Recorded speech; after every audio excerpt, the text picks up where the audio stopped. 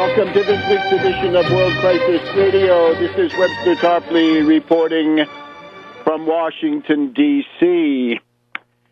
The events of the past week have presented us with a truly horrifying perspective.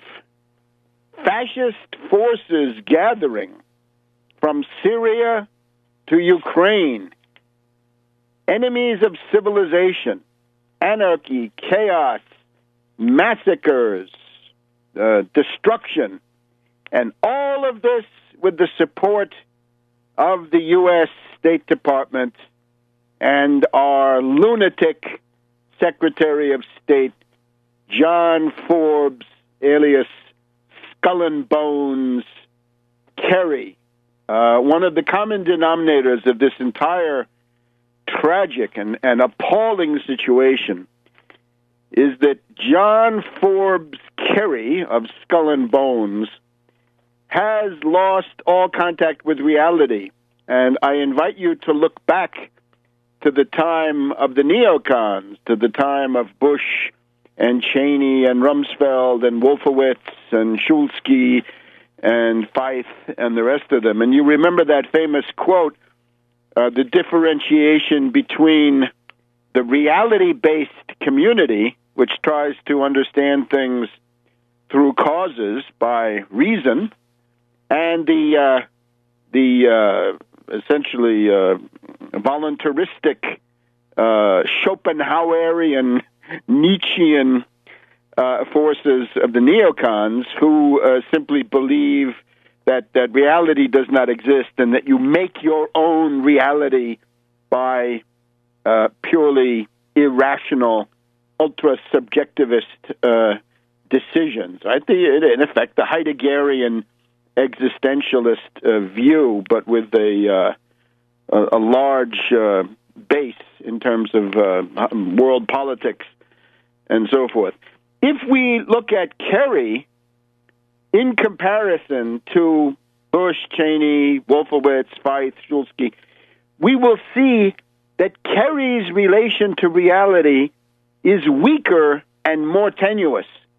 In other words, he is a bigger lunatic than they ever were. And you can see this in his speech and associated remarks at the Geneva Conference on Syria between Montreux and Syria this week. He seems to believe, he seems to have convinced himself that the vast majority, as he says, almost exclusively, the people who have gotten killed in Syria have been killed by the Assad regime, thinks Kerry. Now, does that include when the rebels kill each other, Secretary Kerry? Does that include when the Nusra Brigade kills the Islamic Front and the Islamic Front kills the Islamic Emirate of Iraq and Sham, and they all kill the Free Syrian Army? Does that also redound against Assad? As Kerry pointed out, or tried to convince the world, Assad is a magnet for terrorism. There is no greater reason, there's no greater cause for terrorism than Assad. Isn't this blaming the victim? Isn't this taking the blowback theory to a very extreme form? And naturally, if you want to know who is a bigger cause of terrorism in Syria than Assad, I would say Prince Bandar of Saudi Arabia, the CIA, Rafik, the Hariri family of Lebanon, the DGSE of France, the MI6 of Britain, the Mossad, certainly, and others, forces in Jordan, I'm sure, and so forth. In other words, there are far greater causes of the presence of terrorists in Syria. How about the people who put them there? So blame the victim and an attempt to convince the world of this. Now, does Kerry believe this stuff? If he's lying and he knows he's lying, this is bad. But worse is that he really believes what he's saying. In which case, he is ripe for a straitjacket, a canvas blazer, for being committed, the loony bin, the funny farm. This is where Kerry needs to be put. And this is dangerous because, as he mumbled in the course of his speech there at Montreux, the option of military force has never been taken off the table. Is he serious? He wants to start a war? He'll end up impeached if he's lucky. Otherwise, he'll end up in some even more uncomfortable position. But certainly, impeached will be the lucky ones. Will be the ones who get impeached. So this is now a grave danger to the world. And these symptoms, right, the mental disintegration of Kerry, the schizophrenia and hysteria and paranoia of Kerry have now reached critical crisis proportions.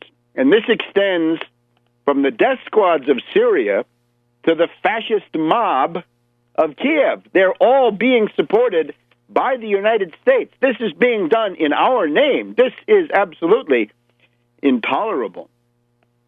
Now, we're going to go through the Ukrainian situation. We want to give you a good rundown on this. We also want to talk about economics, right? The instability that I've begun to talk about in the past couple of weeks has now broken out into the open, right? We've got some significant turbulence here in the New York stock market, and similarly a reflection of this in the Treasury bond market. But let's look first of all at this Geneva conference.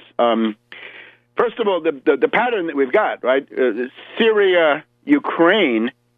It is reminiscent to some extent of the 1956 autumn crisis, where we had the Egypt, we had the attack on the Suez Canal by the British, the French, and the Israelis, 1956, and the Hungarian rebellion. Something similar now going on, right? The same kind of pattern. One event in the Middle East and one event in Eastern Europe, and these are geographically rather close to where they were then. But the difference, of course, is that now the United States is on the side of fascism. Are we facing a new fascist era? These are obviously forces that tend towards the destruction of the modern state.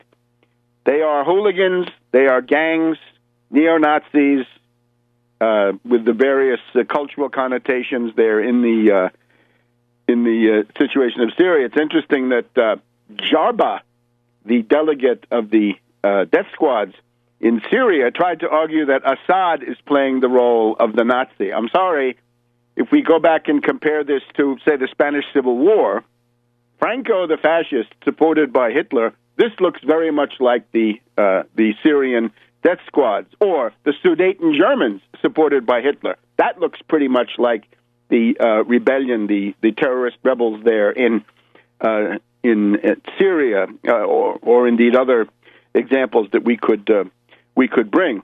But a new fascist era brought on out of the desperation of finance capital their inability to continue their domination of the world, their attempt to reorganize the world to some extent so that they can continue for another 50 or 100 years or whatever they tell them, whatever they're telling themselves in Davos this week.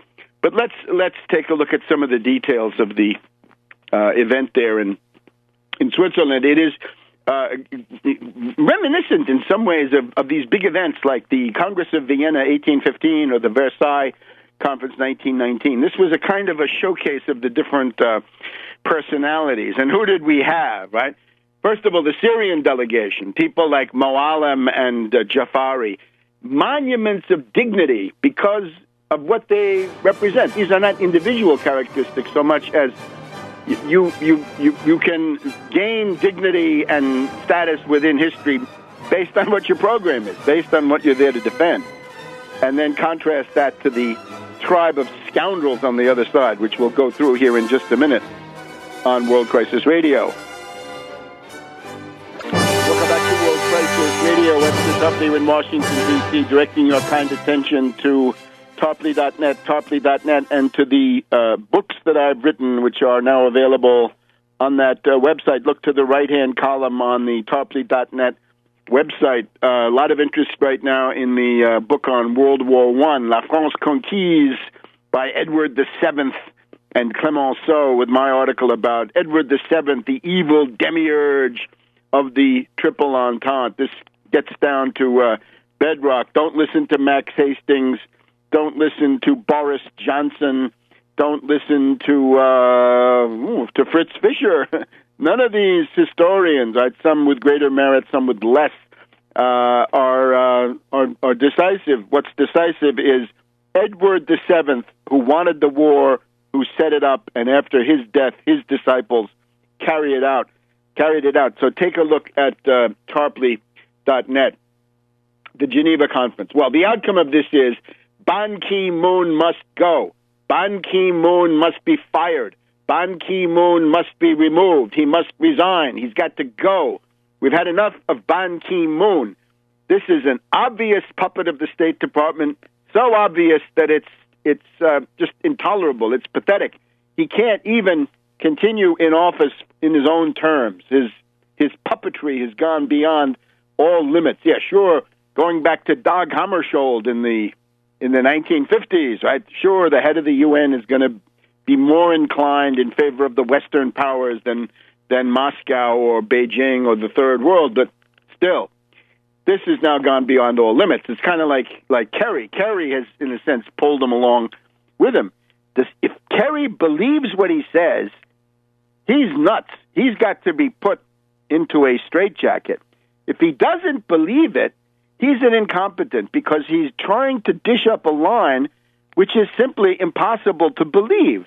Does he live in a bubble? Is this the pillow talk of Teresa Heinz as they loll on their mattress full of $100 bills? I don't know what it is, but crazy. And now Ban Ki-moon. As of last week, we had, I guess it was on Sunday, the report that Ban Ki-moon, in a moment of lucidity, or perhaps after being threatened or cajoled by some illuminated, enlightened diplomat, had said, okay, it's obvious that if there's a Geneva conference on Syria, that Iran must attend. And, of course, this is obvious to everybody.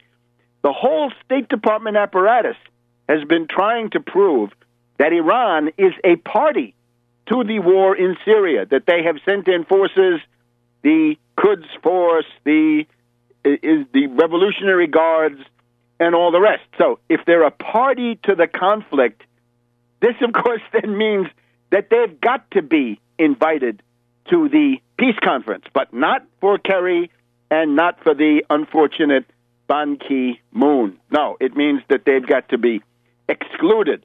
And at the same time, as Jafari pointed out, the dignified and in many ways admirable, certainly courageous Syrian ambassador to the UN, Jafari pointed out, look, this conference has been packed.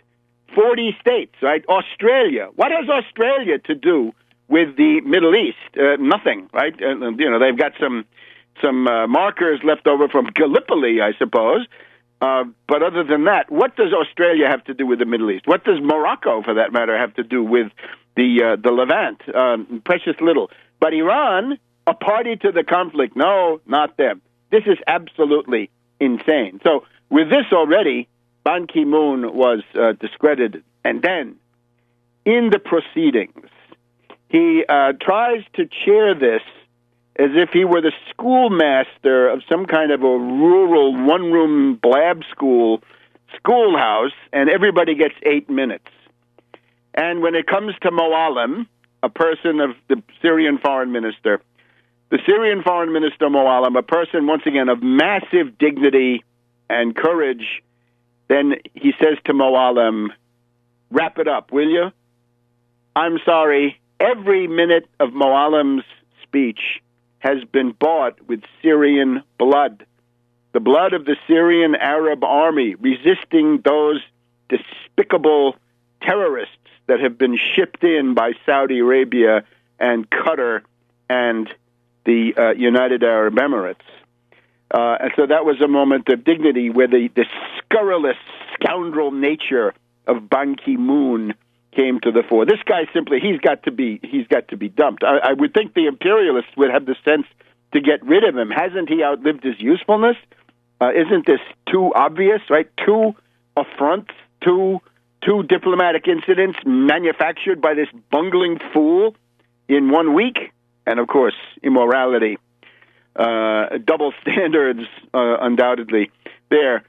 What I want to focus on, though, and I urge you to take a look at Tarpley.net, we put the entire speech of Moallem up there. It's 6 pages. It's not that long. This comes from the SANA, Syrian Arab News Agency site. I would thank SANA for putting that up. It is an excellent summary of what has happened, right? It is not, you don't get lost in detail, but it's quite readable. It's quite dramatic. This is what the imperialists objected to so much, right? The State Department thought this was inflammatory rhetoric. The Daily Telegraph thought it was long and florid. Well, better than the scurrilous raving of Jarba or the lies of Kerry. We'll go through some of the other people, but let me just give you some idea. I want to urge you, go to Tarpley.net and read Moallem's speech. Ban Ki-moon didn't want you to hear it. Aren't you curious what Ban Ki-moon didn't want the world to hear? I think you ought to be interested. He wanted to shut up Moallem. You get 8 minutes. No, I'm sorry. You get more than 8 minutes. It's a conference about Syria. Doesn't Syria get some kind of special status? Apparently not for these lunatics and madmen. They are fey. They have all the earmarks of a doomed ruling class. So Moallem proudly represents the Syrian Arab Republic. 7,000 years of history, it's Arab, and it's a republic. A civil state that some people sitting in this room have tried to return to the Middle Ages. An entire generation has been destroyed, and the Syrian delegation carries the hope of Syria for the years to come. And then he turns to the Saudis, the Qataris, the Emiratis, and he says, there are some people sitting among us in this room who are representatives of countries that have the blood of Syria on their hands, countries that have exported terrorism along with clemency for the perpetrators. They have prevented believers from visiting the holy places of worship. This is Saudi Arabia, needless to say. They live in archaic glass houses. They lecture us in democracy. They are owned by kings and princes who rule the entire society. And these people are sitting here today. I'll give you some more from Moallem in just a minute. Again, you got to go and read it on Tarpley.net. Welcome back to World Crisis Radio. Webster Tarpley in Washington, D.C. Some more highlights from the speech by the Syrian Foreign Minister Moallem to the Montreux conference. He's attacking Saudi Arabia big time. He says the Saudis, in effect, have lectured Syria. They talk to us. They are immersed in the mud of slavery, because the Saudis have domestic slavery. I've written about this. The mud of slavery, infanticide, and other medieval practices. Their masks have fallen from their quivering faces to reveal their perverse ambitions. That might be Qatar. A desire to destabilize and destroy Syria by exporting their national product, which is terrorism. Now, 83 nationalities are fighting. Terrorists, jihadis. 83 nationalities are fighting in Syria. And you want to have a Syrian peace and a Syrian future? How can a Chechen, an Afghani, a Saudi, a Turk, a Frenchman, a British terrorist deliver on the aspirations of the Syrian people? Saudi Arabia knows nothing of Islam except perverse Wahhabism, says the courageous and dignified Moallem. And at this point, they're obviously apoplectic with rage. He goes through I won't go through you can read this, the details of the atrocities coming from this perverse doctrine. Obviously, the revolutionaries cannibalize a man's heart and do this in the name of democracy. He calls the people coming in freedom-fighting monsters, alien monsters who kill, loot, behead, slaughter, rape, and burn people alive. And that blood-soaked finger is then pointed at Assad and the Syrian army. The Saudi policy is to export human monsters fully soaked in the abhorrent Wahhabite ideology at the expense of Syrian blood. And now the geopolitical situation of Syria, they have not had good neighbors. The backstabbers in the north, Erdogan of Turkey. The silent bystanders to the truth in the west, Iraq, weak. This is Lebanon, weak. A weak south, accustomed to doing the bidding of others, Jordan, notorious. Or the tired and exhausted east, still reeling from the plots to destroy it. That's Iraq. He makes fun of Erdogan, of course, and how it blows back. This is important for all the imperialists. Notice how the magic eventually turns on the magician. And the Turkish policy has gone from zero problems to zero foreign policy, and they are left with zero credibility. Back to Saudi Arabia to attack Saeed Qutb. This was the anti-Nasser ideologue. This is essentially the fountainhead of the modern form of this crazy stuff. These were the opponents of the great President Nasser of Egypt. And, of course, Mohammed Abdel Wahab gets attacked. And they've been spreading havoc from Tunisia to Libya to Egypt and then to Syria, pursuing an illusion that exists only in their sick minds, says Moalem. And all of this is supposed to add up to the glorious Syrian revolution for democracy. He refutes the chemical weapons story. He says this is a fabricated story.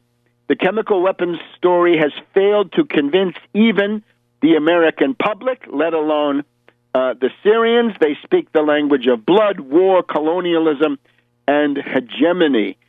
And, of course, the people blowing themselves up in Syria today are the same ones who blew themselves up in New York over the past years. Then we have the Friends of Syria, right? These series of conferences, autocratic, oppressive monarchies who know nothing of a civil state, colonial powers, guilty of all the crimes. Those are the Friends of Syria. One of the things he points out a lot is that the sanctions on Syria include food. Remember, one of the horrendous things about the sanctions against Iraq is that they included food and medicine. The sanctions against Syria are the same, according to Moalem. The embargo, all of this, no food coming in. You want to do something simple for the Syrian people, lift these despicable economic warfare sanctions. And he says, the Syrians among us here, meaning Jarba, who's squirming in his seat, the Syrians among us here have been the facilitators and implementers of this at the expense of their own people. They sold themselves to Israel, becoming her eyes on the ground and her fingers on the trigger for Syria's destruction. This is a powerful speech. These people like Jarba have been living, he never mentions any of them by name. They've been living in five-star hotels, selling themselves to the highest foreign bidder. Well, you can't speak on behalf of the Syrian people if you're a traitor to their cause and an agent for their enemies. The freezing cold winters because of the lack of methane, right, of mazout, that's also due to these sanctions. The Syrian Arab Republic has welcomed hundreds of international journalists and facilitated their mobility, security, and access. Yes, it's true. I'm one of them. I can tell you. He's right. It's true. But there are other international journalists who are clandestine agents of certain parties sitting here. Now, turning to the rebels, the really big question. What have you done, you who claim to speak on behalf of the Syrian people? What is your vision for this great country? What are your ideas or your political manifesto? What are your agents of change on the ground other than your armed criminal gangs? What is the program? What do they want? They say, oh, well, Assad has to go. Yeah, then what? That's the leap into the dark. And, of course, have you built any schools or health centers? No. Have you guarded artifacts in museums? No. The only thing you've done is to disgrace yourselves by begging the United States to bomb Syria. That's the net result of these opposition forces. And he goes on, the Assad regime committed to defend Christian and Muslim, mentions Malula, the last community that speaks Aramaic, the language of Jesus Christ, and this is the Syrian policy of toleration. And this is real. This I have seen. This is absolutely real, be it Orthodox or Latin, Christianity, Melkite, whatever it is. This is all protected. He thanks Russia and China. Russia has been a true champion on the international stage. China, the BRICS countries, Iran, Iraq, and other Arab and Muslim countries, along with certain African and Latin American nations that have been involved.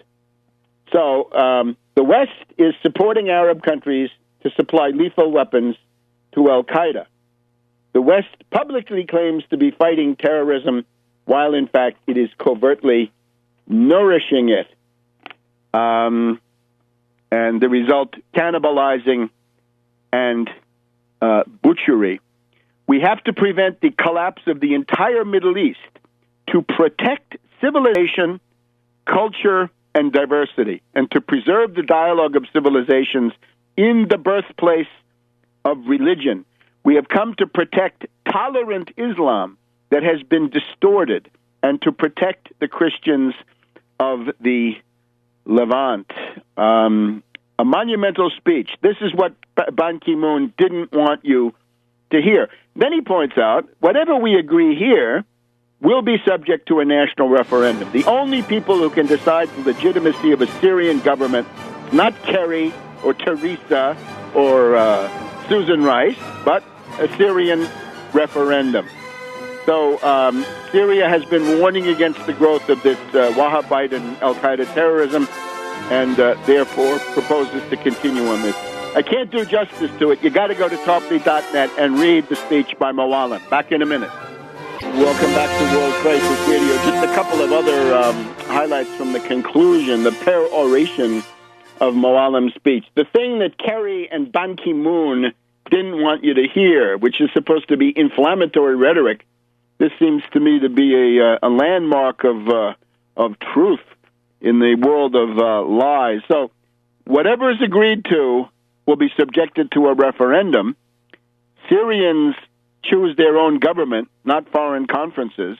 Referendum, plebiscite. It's time to fight terrorism. U.S., France, Britain, Russia, Iraq, Afghanistan, Pakistan, all hit by terrorism. Why not cooperate to fight it with its horrifying and obscurantist ideology? The conference, he actually proposes, in effect, that the conference ought to be shifted into Syria. If it's supposed to deal with Syria, let's go to Syria. Some countries have been shedding innocent blood. Instead, we should have resorted to reason instead of terrorism and destruction. Use reason, not terrorism and destruction. So the invitation is fight terrorism and extremism, start a new political process, and reject the hypocrites, the false faces, who publicly smile, Kerry, but feed terrorist ideology, striking Syria today, but ultimately spreading to infect us all. That is the moment of truth and destiny, time to rise to the challenge. So that's Moalem. That's the speech of his life, and one of the great ones of our time. So I urge you to take a look at that and study it. You gain real insight into how the Arab world and the struggle within Islam looks from within. Of course, Kerry, the arrogant imperialist with virtually no connection to reality. Fabius, le Tartuffe, the hypocrite. Oh, he's so concerned about the humanitarian crisis He wants immediate ceasefires where it will help preserve terrorist units, and he wants humanitarian corridors, which means armed intervention. Haig also wretched. This guy Jarba is a beady-eyed snake. And we have to say a good word about Lavrov, even keel, fair, gets the merit of having brought this about. Right? This is Putin and Lavrov are essentially responsible for opening up this possibility. So again, to sum it up, what did we get from the Western powers? We got more barf from Harf. We got more hanky-panky from Banky.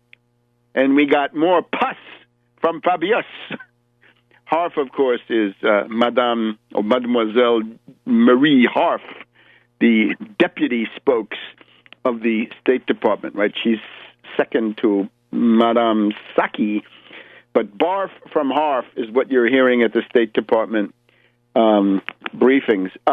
Kerry made a great deal of a report about 11,000 victims, supposedly, of Assad's jails, but the MIT report, Massachusetts Institute of Technology report, showing that it is virtually impossible for the Syrian army to have launched these gas attacks, whatever they were,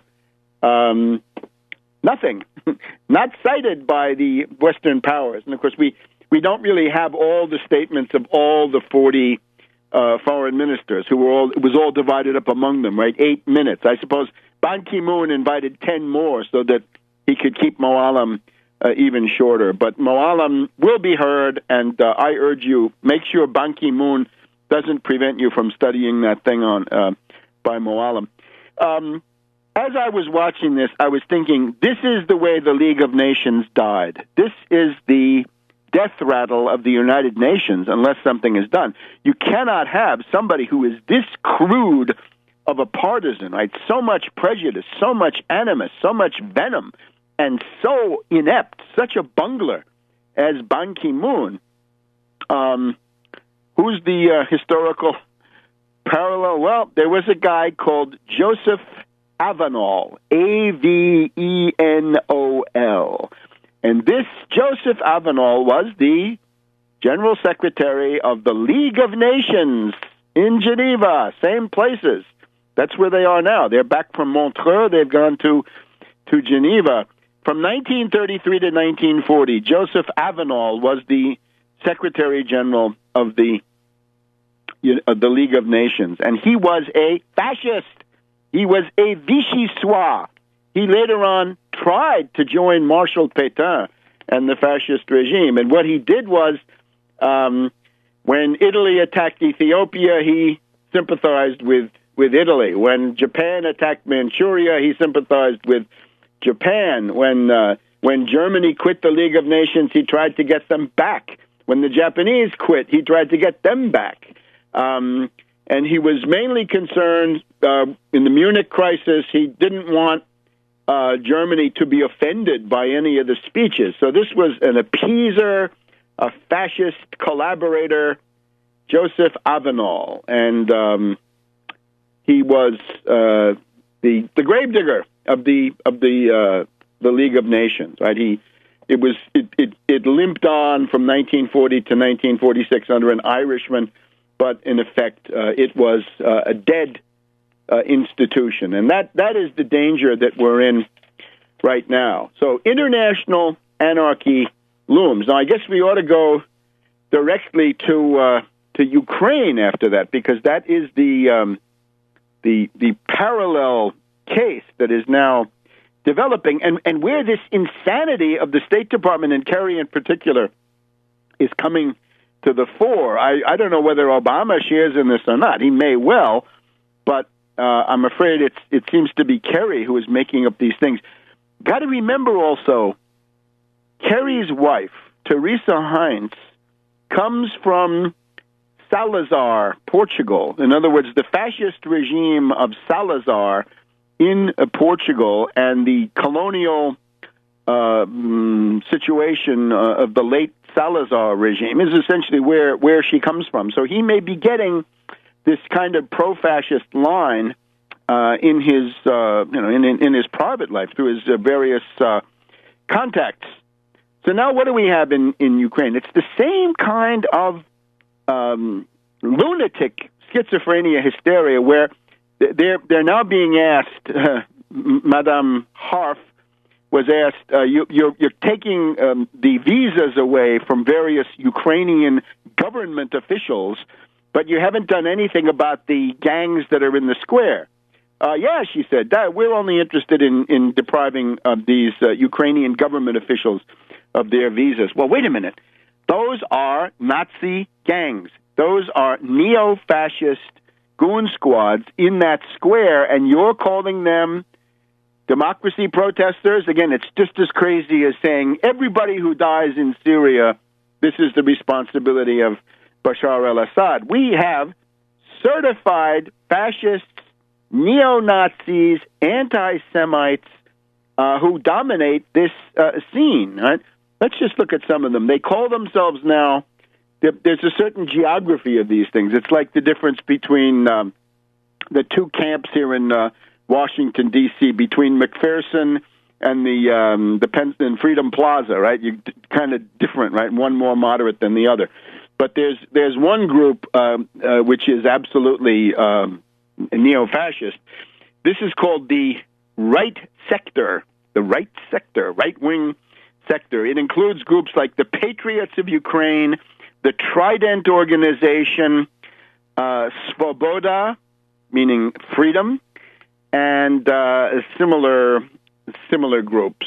Let's just take one case that came up today.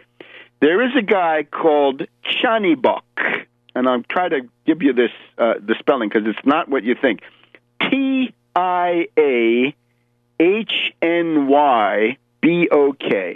Tiahnybok. And it comes out Chanibok in Ukrainian. This is a certified fascist. He actually figures in published analyses of fascism in Europe in the past 10 years. A certified fascist. He is one of the leaders and maybe the leader of the Svoboda Party, which dominates this entire thing in the public square, which you have not been told. Back in a minute on World Crisis Radio.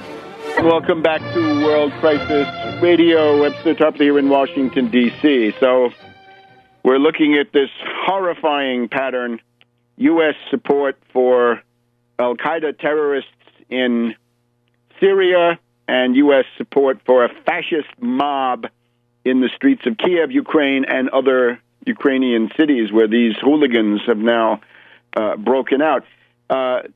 Some of the coverage on this stresses the violence. Well, violence is always deplorable, but the main thing is violence in the name of what?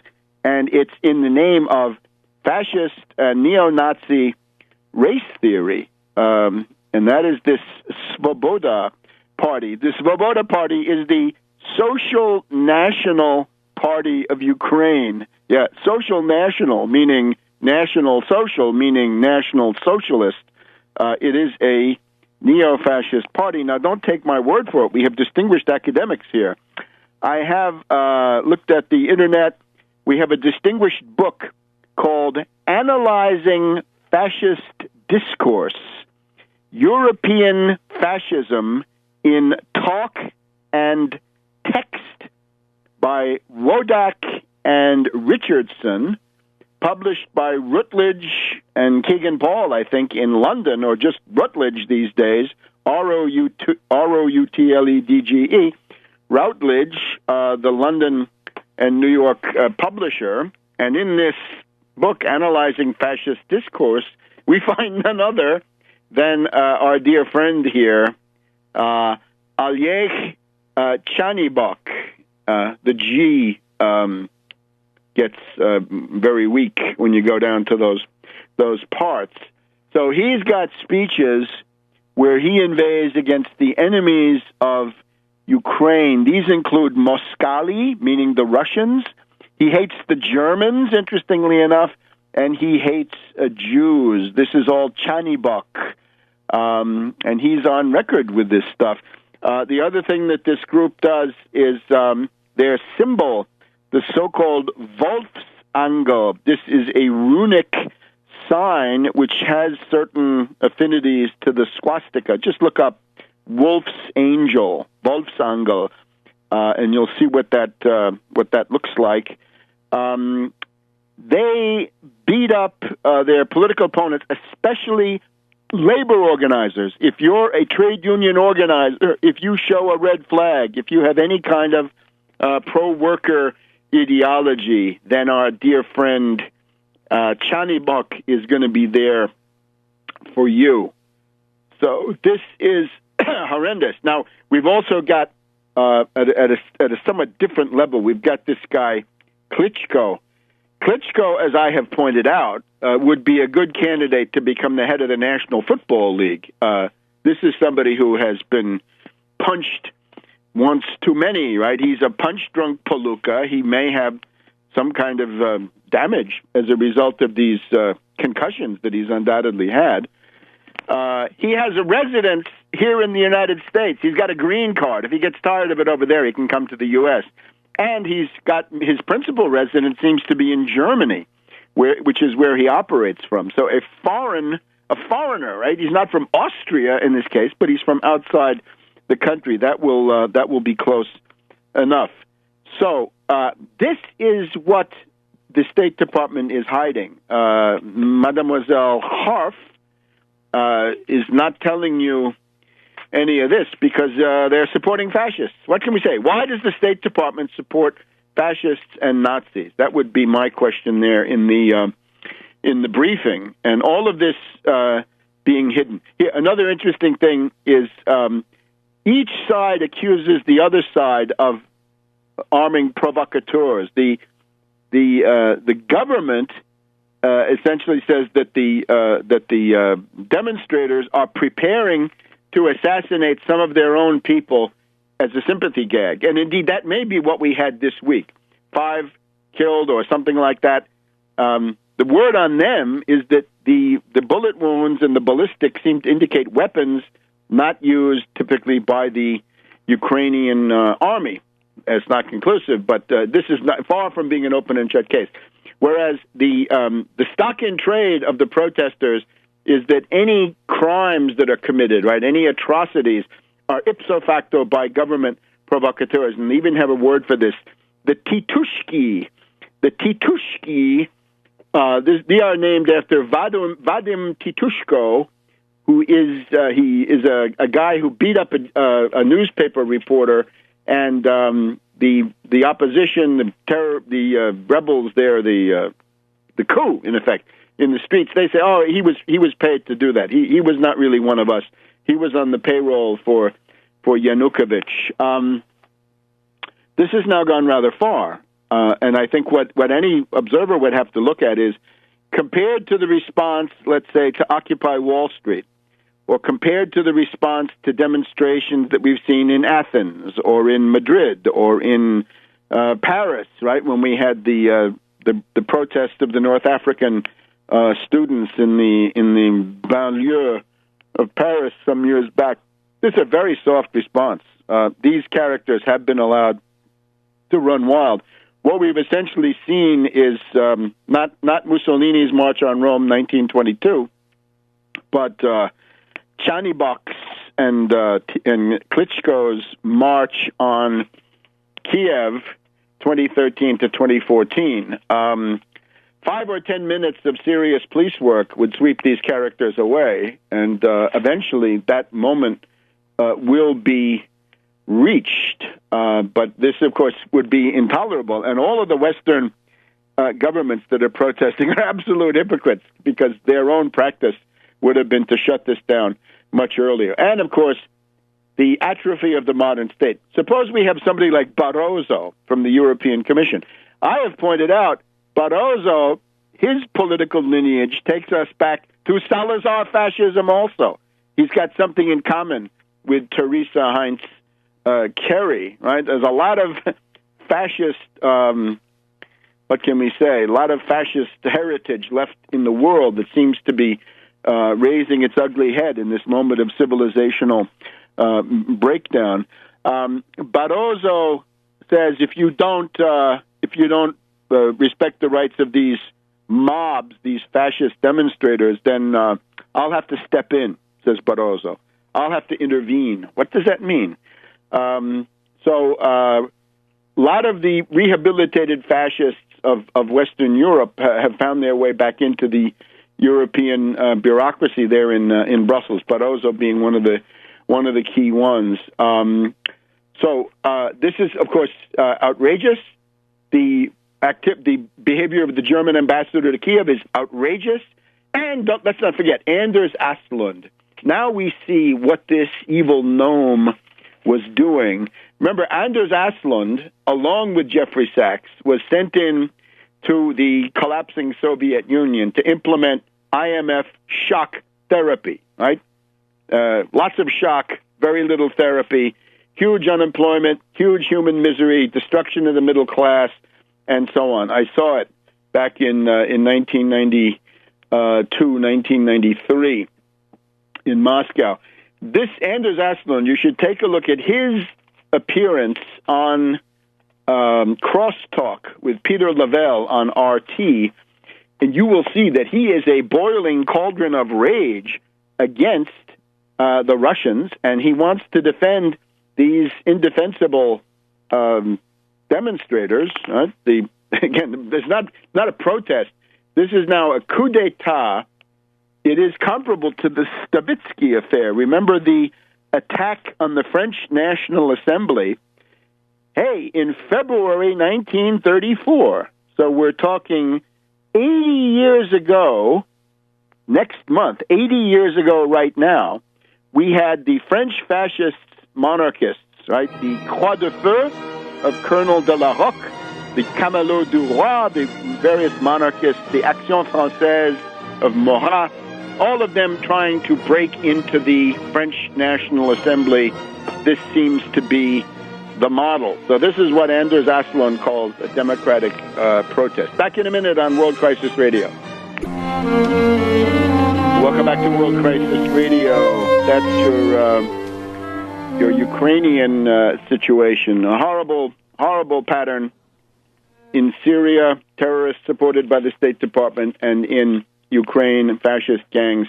And as the Ukrainian Prime Minister has said, this is now a coup d'etat. This is the attack on the French National Assembly, February 1934, the so-called Stavitsky affair, and or Mussolini's March on Rome. This is the March on Kiev, and eventually this will have to come to a head one way or the other. Now, there's obviously a counterinsurgency strategy, or strategy may be too good a word.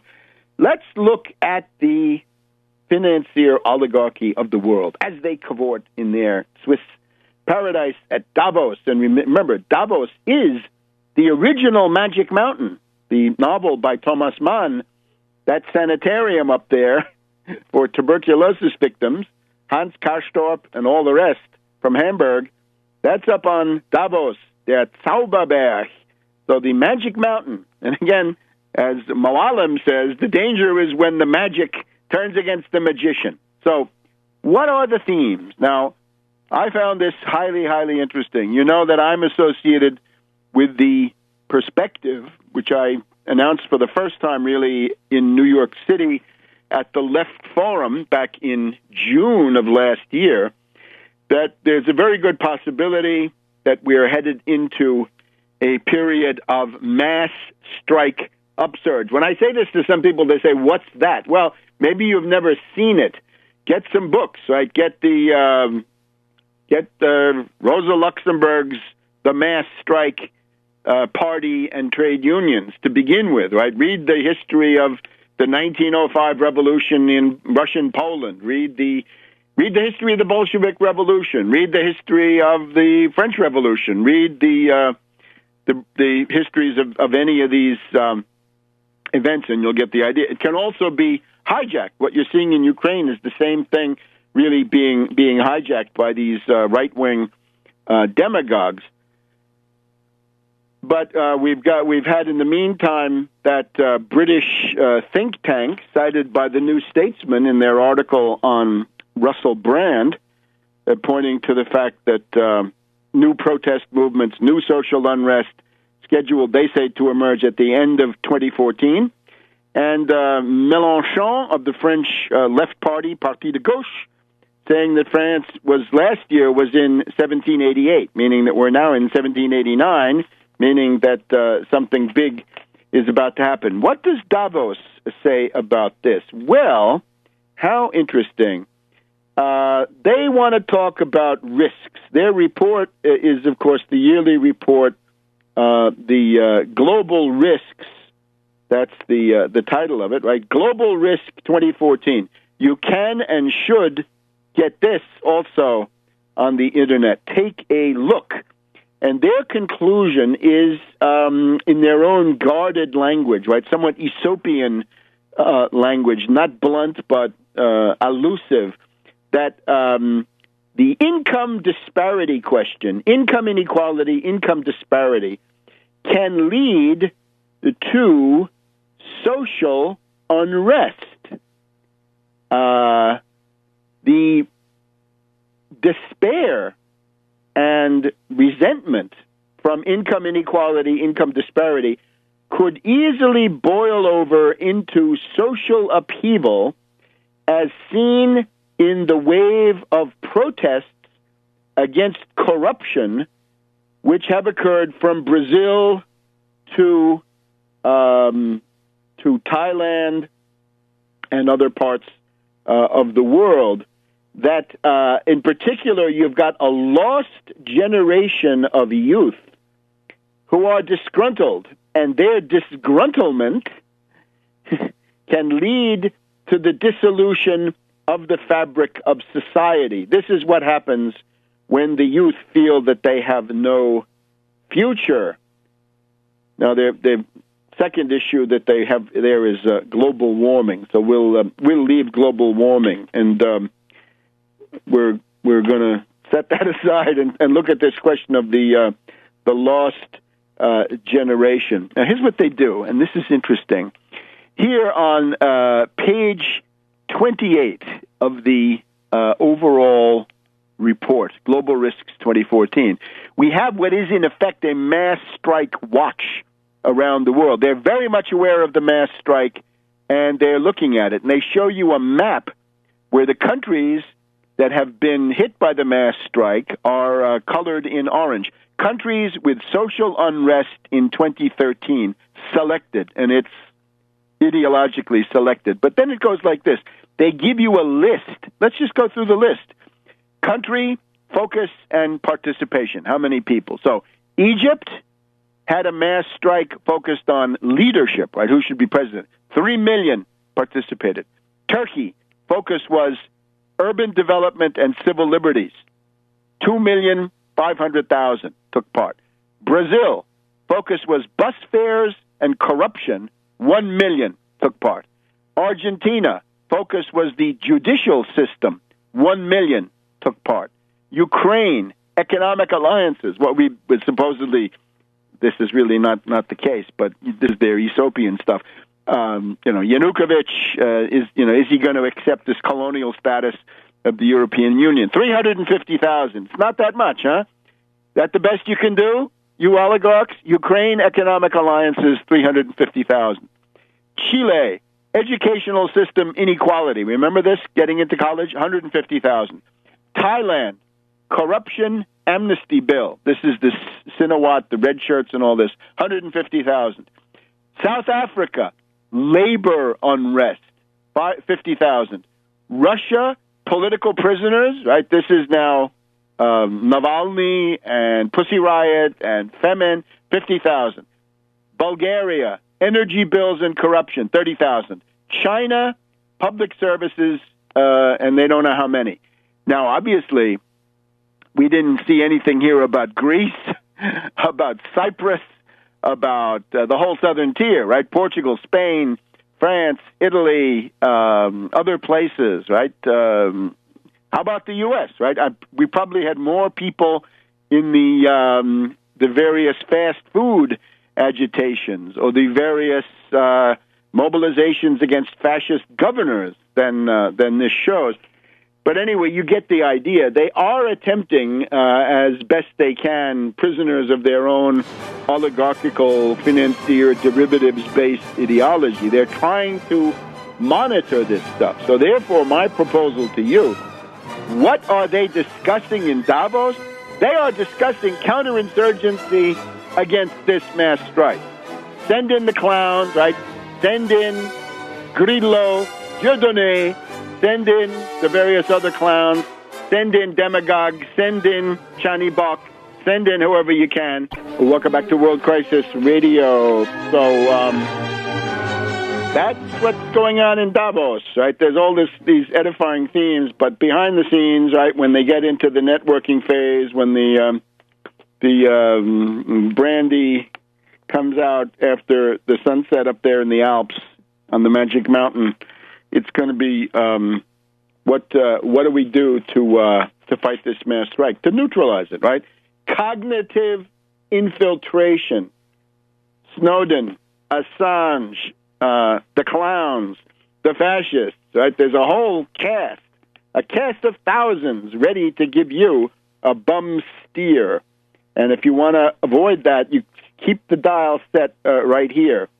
The other interesting thing, of course, is that the line of many of the authorities at this conference is that Europe is now out of the danger zone, right? The euro, all of that crisis, right? Sovereign debt crisis, really a crisis of Deutsche Bank, Barclays Bank, and Societe Generale and Unicredito. All of them, that's who was in crisis, but they shifted that to the various governments. So they claim they're out of the danger zone.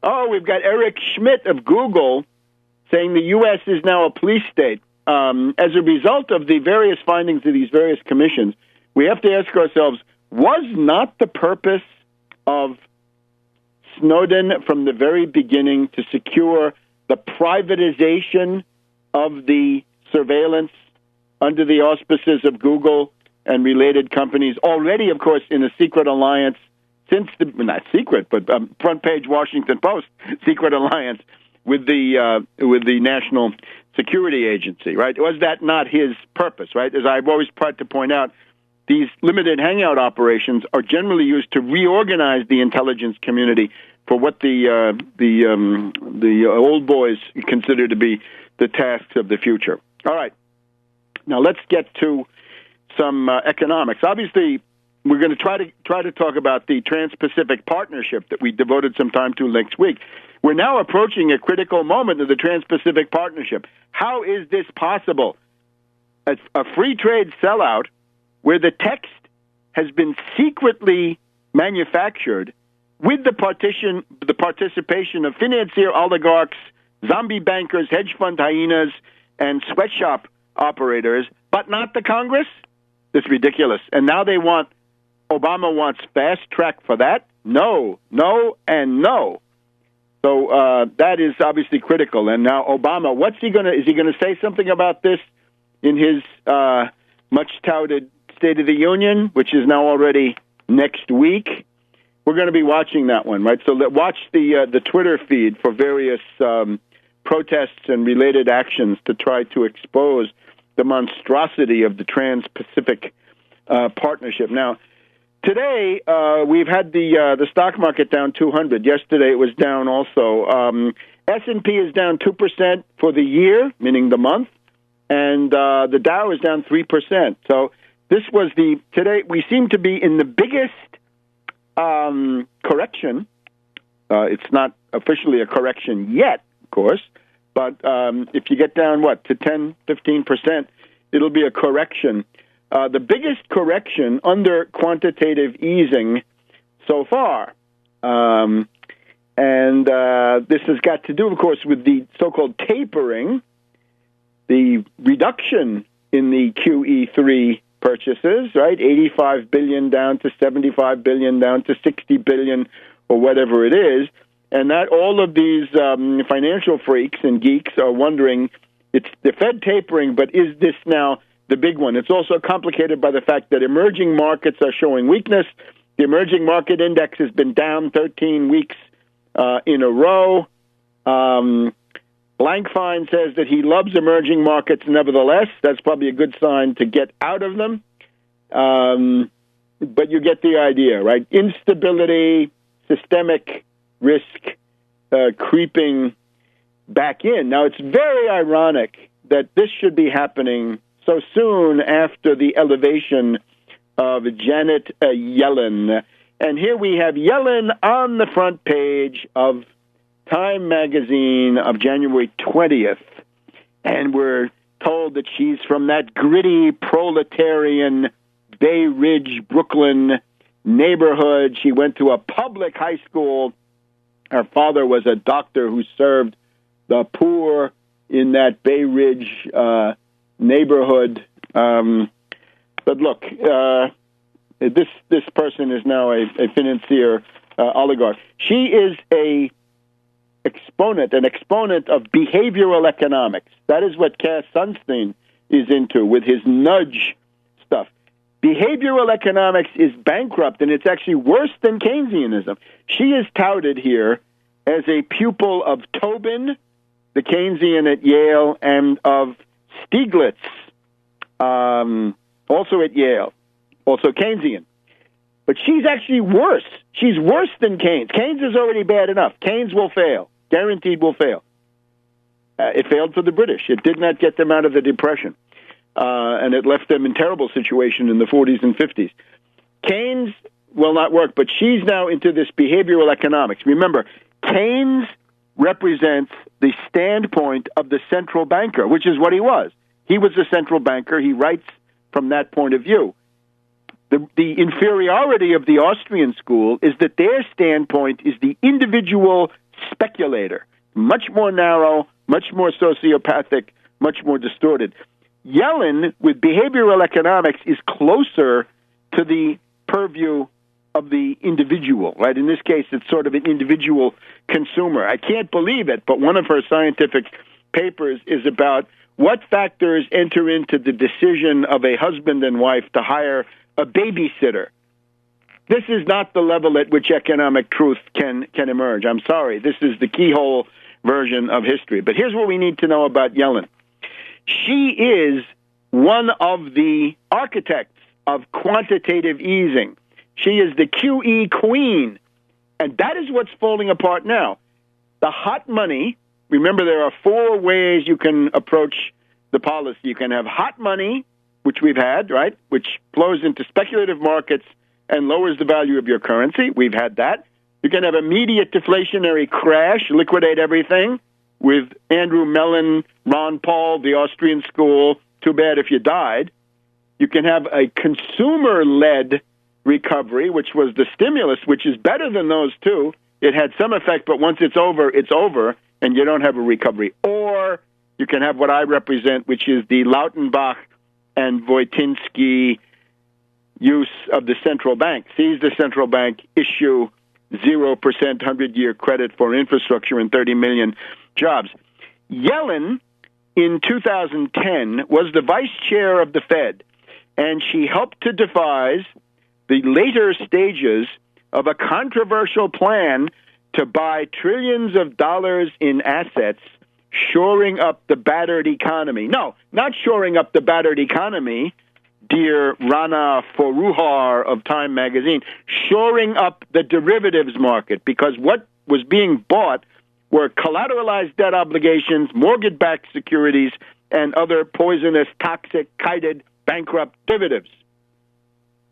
That plan, quantitative easing, may well have been the difference between losing a job and keeping it. Well, yeah, if you work for Goldman Sachs, that's for sure. Otherwise, not very much. And during her hearings, as I tried to point out, she was asked, how come you don't help the economy directly? She said, oh, no, we can't do that. We can only help the economy through the banks. Baloney, you can open up a credit stimulus. I don't want to hear about fiscal stimulus.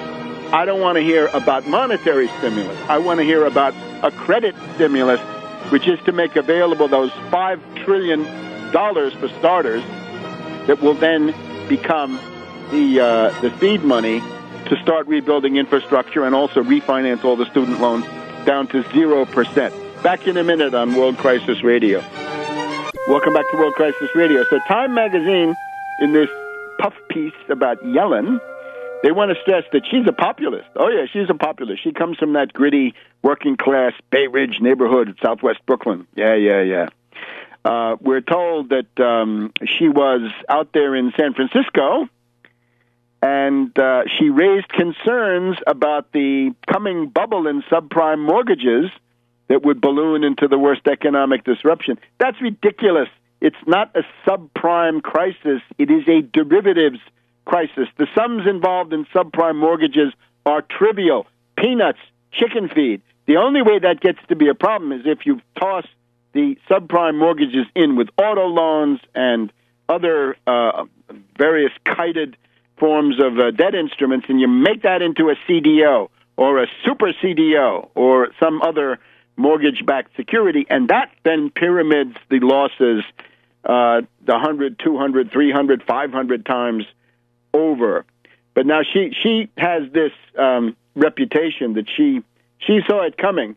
Yeah, she saw it coming, and then she devised the plan to support not the economy and not even Treasury bonds, but to support these mortgage-backed securities and CDOs. Now, her dilemma, says Time Magazine, taper off the $75 billion a month Treasury bond purchases of mortgage-backed assets too quickly, and the recovery could stall. But if you do it too slowly, then you get asset bubbles and longer-term inflation. And Alan Meltzer is very concerned about this, and he's an eminent Fed historian. What a load of garbage.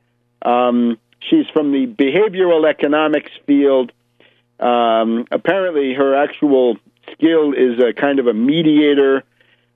She's surrounded herself by very bright and powerful men in both her work and her personal life. The quantitative easing programs have functioned as splints on the broken but healing economy. No, not the economy, the derivatives market. It is much too narrow. So here's the ultimate irony of all this, is that she believes in trickle-down economics. Here's the concluding part of this Time magazine profile. She wants to defend what she's done, right? QE3. She says, a lot of people say this asset buying under QE3 is just helping rich people, but it's not true. Our policy is aimed at holding down long-term interest rates, which supports the recovery by encouraging spending. And part of the economic stimulus comes through higher house and stock prices, which causes people with homes and stocks to spend more, which causes jobs to be created throughout the economy and income to go up throughout the economy. A rising tide, says Time magazine, can lift all boats. This is what reactionaries have argued. They say, Time magazine says, this is what conservatives have been saying, but Yellen believes it. All right, look, you cannot have a recovery based on that kind of spending. People by now should know recovery starts in the capital goods industry, where machine tools, heavy-duty equipment, large computers, rail cars, locomotives, other components, turbines, giant pieces of capital equipment. That's where the recovery starts, and not through consumer spending. If you have an economy like this one, which is 70 or 75% consumer spending, you have got a real big problem. That is sick.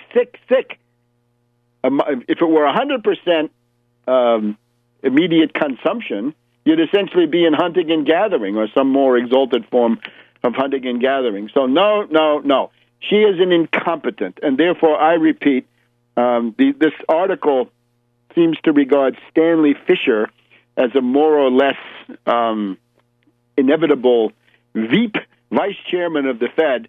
No, I recommend Tarpley for Fed head. I know what to do. I come in there with a policy. I can make this thing work. I can give you a recovery. I could even do it from the outside if I could whisper in Obama's ear and tell him what to say when he calls up Yellen, because Yellen is obviously waiting to be told what she must do. And if a mass movement doesn't tell her, then it looks like Stanley Fischer of Rhodesia and Israel and other points unknown is going to tell her. And this cannot be a good thing. So again, she is now in the dock. This is her policy, right? She's the architect. She's the queen of QE, the queen of quantitative easing, 1, 2, and 3. And now if this is going to be tapered, she will be left holding the bag for the results. And her wonderful behavioral economics, her wonderful insights from Keynes, from Tobin, and from Stiglitz, I don't know. If she's really, we can also propose a test. If she's really a disciple of Tobin, let her come out in support of the Tobin tax. And I don't mean a microscopic one, but one that we can see. How about 1%? A 1% Tobin tax simply means a Wall Street sales tax on all stocks, bonds, derivatives, and other financial instruments. Let's hear Yellen support that. We'll give her a couple of weeks to respond to this challenge. We want Tobin as a good disciple of. We want Yellen as a good disciple of James Tobin of Yale. Right, his big positive contribution to economics is to continue the one good thing in Keynes, which is that a tax on stock turnover, buying and selling of financial instruments, a sales tax on that is a perfectly good thing. Great. Let Yellen show that she's understood something from Tobin and from Keynes on the positive side by supporting the Wall Street sales tax.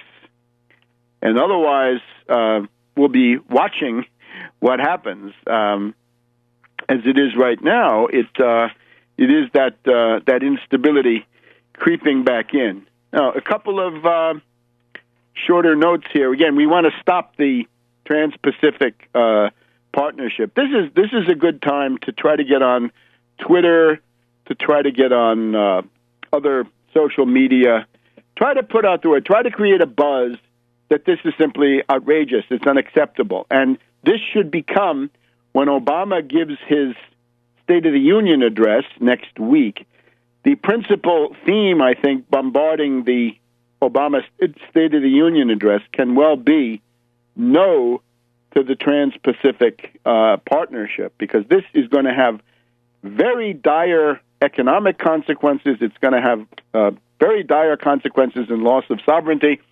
And again, Obama is going to try to shape his theme as defense of the middle class and the remediation of income inequality, or as the Republicans call it, social mobility. The U.S. social mobility is now worse than any place in Western Europe except the oligarchical, hierarchical, and hidebound British. And if you put in this TPP, that will make it worse. The deterioration that we've had so far is significantly due to the NAFTA, North American Free Trade Area, and the various bilateral free trade sellouts that we've already had. It seems to be a principle that these oligarchs, they simply cannot understand when something has failed, right? The Syria policy of Kerry has certainly failed. The Iran policy has failed for them, but they continue to want to go back to the well. The same thing seems to hold true for free trade. Remember, in the classic American system, as enunciated, let's say, by Henry Clay, it's the shortest and the clearest. There are three components. A national bank, not a central bank, but a national bank in Hamilton's sense, the promotion of infrastructure all over the country in any form that seems necessary, and a protective tariff. And the ability of Lincoln and Justin Morrill and Kerry to put through that protective tariff, that is the key to the economic growth of the United States from 1861 until the Great Depression of the 1930s. So, protective tariff of 15%, no to the Trans-Pacific Partnership. See you next week. Welcome to this week's edition of World Crisis Radio. This is Webster Tarpley reporting from Washington, D.C. The events of the past week have presented us with a truly horrifying perspective. Fascist forces gathering from Syria to Ukraine. Enemies of civilization. Anarchy, chaos, massacres, destruction, and all of this with the support of the U.S. State Department and our lunatic Secretary of State, John Forbes, alias Skull and Bones Kerry. One of the common denominators of this entire tragic and appalling situation is that John Forbes Kerry of Skull and Bones has lost all contact with reality. And I invite you to look back to the time of the neocons, to the time of Bush and Cheney and Rumsfeld and Wolfowitz and Shulsky and Feith and the rest of them. And you remember that famous quote, the differentiation between the reality-based community, which tries to understand things through causes by reason, and the essentially voluntaristic Schopenhauerian Nietzschean event in Eastern Europe. And these are geographically rather close to where they were then. But the difference, of course, is that now the United States is on the side of fascism. Are we facing a new fascist era? These are obviously forces that tend towards the destruction of the modern state. They are hooligans, they are gangs, neo-Nazis, with the various cultural connotations there in the situation of Syria. It's interesting that Jarba, the delegate of the death squads in Syria, tried to argue that Assad is playing the role of the Nazi. I'm sorry, if we go back and compare this to, say, the Spanish Civil War, Franco the fascist, supported by Hitler, this looks very much like the Syrian death squads, or the Sudeten Germans, supported by Hitler. That looks pretty much like the rebellion, the terrorist rebels there in Syria, or indeed other examples that we could bring. But a new fascist era brought on out of the desperation of finance capital their inability to continue their domination of the world, their attempt to reorganize the world to some extent so that they can continue for another 50 or 100 years or whatever they tell them, whatever they're telling themselves in Davos this week. But let's take a look at some of the details of the event there in Switzerland. It is reminiscent in some ways of these big events like the Congress of Vienna 1815 or the Versailles Conference 19 forces of the neocons who simply believe that reality does not exist and that you make your own reality by purely irrational, ultra-subjectivist decisions. Right? In effect, the Heideggerian existentialist view, but with a large base in terms of world politics and so forth. If we look at Kerry in comparison to Bush, Cheney, Wolfowitz, Feith, Shulsky, we will see that Kerry's relation to reality is weaker and more tenuous. In other words, he is a bigger lunatic than they ever were. And you can see this in his speech and associated remarks at the Geneva Conference on Syria between Montreux and Syria this week. He seems to believe, he seems to have convinced himself that the vast majority, as he says, almost exclusively, the people who have gotten killed in Syria have been killed by the Assad regime, thinks Kerry. Now, does that include when the rebels kill each other? Secretary Kerry, Does that include when the Nusra Brigade kills the Islamic Front and the Islamic Front kills the Islamic Emirate of Iraq and Sham, and they all kill the Free Syrian Army? Does that also redound against Assad? As Kerry pointed out, or tried to convince the world, Assad is a magnet for terrorism. There is no greater reason, there's no greater cause for terrorism than Assad. Isn't this blaming the victim? Isn't this taking the blowback theory to a very extreme form? And naturally, if you want to know who is a bigger cause of terrorism in Syria than Assad, I would say Prince Bandar of Saudi Arabia, the CIA, Rafik, the Hariri family of Lebanon, the DGSE of France, the MI6 of Britain, the Mossad, certainly, and others, forces in Jordan, I'm sure, and so forth. In other words, there are far greater causes of the presence of terrorists in Syria. How about the people who put them there? So blame the victim and attempt to convince the world of this. Now, does Kerry believe this stuff? If he's lying and he knows he's lying, this is bad. But worse is that he really believes what he's saying. In which case, he is ripe for a straitjacket, a canvas blazer, for being committed, the loony bin, the funny farm. This is where Kerry needs to be put.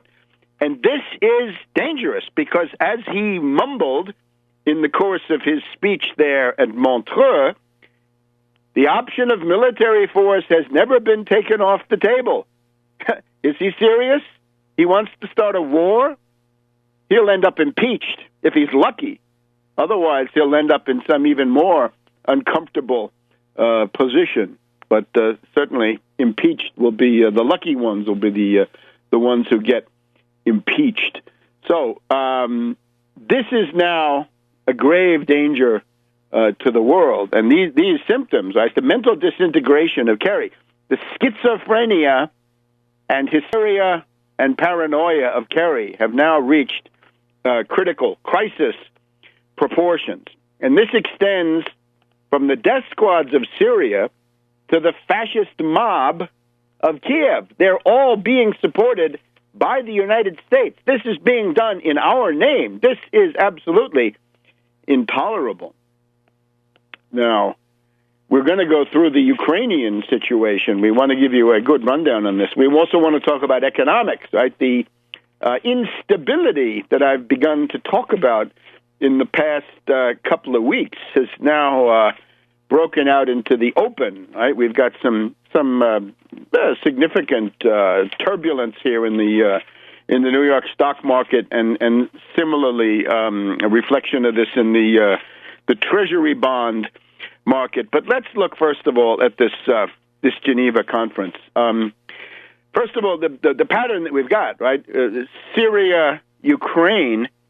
It is reminiscent to some extent of the 1956 autumn crisis, where we had the Egypt, we had the attack on the Suez Canal by the British, the French, and the Israelis, 1956, and the Hungarian rebellion. Something similar now going on, right? The same kind of pattern. One event in the Middle East and one